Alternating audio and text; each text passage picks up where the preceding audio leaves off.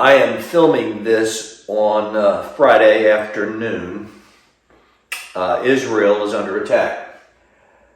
If you turn on the news, you will see the evidence of that. Iran has vowed to wipe Israel off the face of the earth. They don't deserve to exist. And at the same time, Iran is trying to develop a nuclear weapon. And so Israel tried to take out their ability to enrich uranium, to produce nuclear weapons that they could use on Israel. And now Iran has responded, and they're sending missiles into Israel. I just heard from a friend who is the guide that we use when we go to Israel.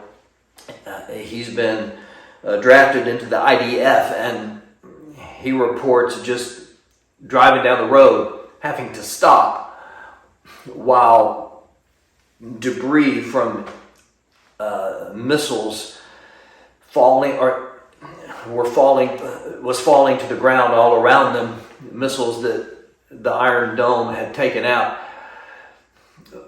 As long as Israel has existed, people have been trying to kill them. Don't forget to pray also for the people of Iran.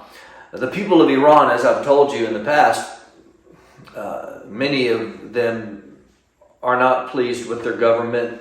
They actually love Americans, and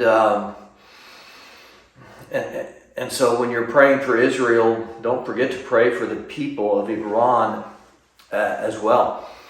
The government calls America the great Satan, but the people, most of them, don't believe that. So it's interesting that the assigned passage I had today was in Joel chapter 3, starting in verse 17. Listen to how it reads. Then you will know that I, the Lord your God, dwell in Zion, my holy hill. Jerusalem will be holy. Never again will foreigners invade her. I wish I could be in Israel right now and read that verse to these people that are hiding in their bomb shelters and tell them a day is coming when no one again will attack you. The Bible promises it. Verse 18, in that day. In what day? He's referring to the day of the Lord. What I'm reading here references what's going to happen one day in the future in something called the millennial kingdom. You can read about that in Revelation chapter 20. But there will be, after Jesus comes again in glory, there will be peace on this earth, and there will be peace in Israel. Verse 18 talks about that day. In that day, the mountains will drip new wine, and the hills will flow with milk. All the ravines of Judah will run with water. I've been to Israel more times than I can count. There's not a lot of water in Judah, but on this day it will be well watered. In fact, it says, a fountain will flow out of the Lord's house and will water the valley of acacias. Where is the valley of acacias? It's also referred to as Shittim. Well, it's actually, if you look at a map, it's to the east of the Jordan River. It would have been Moab at that time. It would be the country of Jordan today. It was a dry ravine just to the north of the Dead Sea. Okay, how will a fountain flow from Jerusalem to water that part of the world? Well, we find the answer over in Zechariah. Zechariah chapter 14 talks about the Lord coming again. Zechariah 14 verse 4 says, on that day his feet will stand on the Mount of Olives.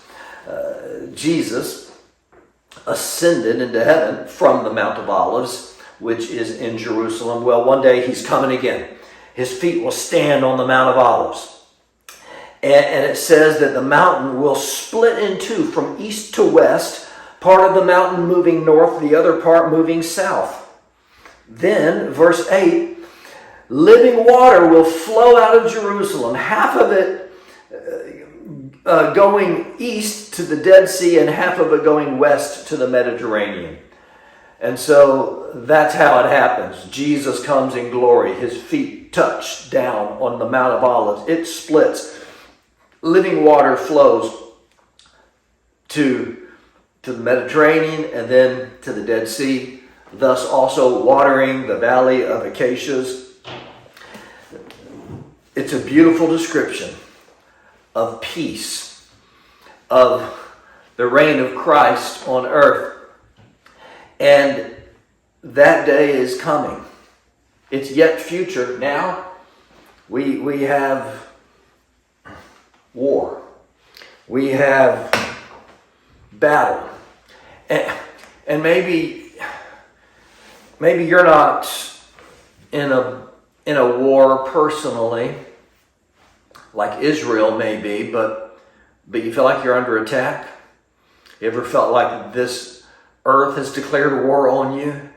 Maybe on your health, maybe on your relationships, maybe there's a person. It's just been difficult.